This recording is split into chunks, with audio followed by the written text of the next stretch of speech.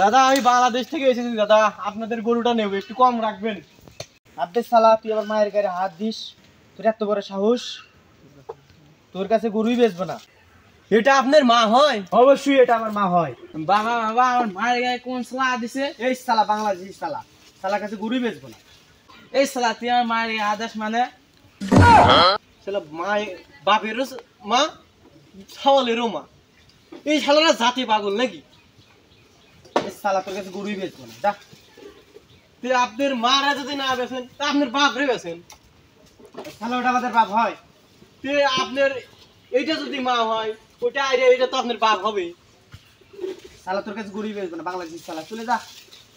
আচ্ছা দাদা, দাদা রাগ করেন না দাদা, আপনি গরু বেছেন তাও, এটা আমার কাছে বেছেন। টাকা দে, বিকাশে মেরে দিই।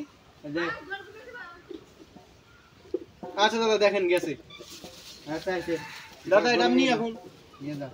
আরে আর কথা শোন, গরুটা ধীরে জব করবি, জোরে করবি না, ঠিক আছে? আর গোস্ত অল্প অল্প করে খাবি, একবারে খেয়ে ফেলবি না, ঠিক আছে দাদা? যা গরু নিয়ে যা।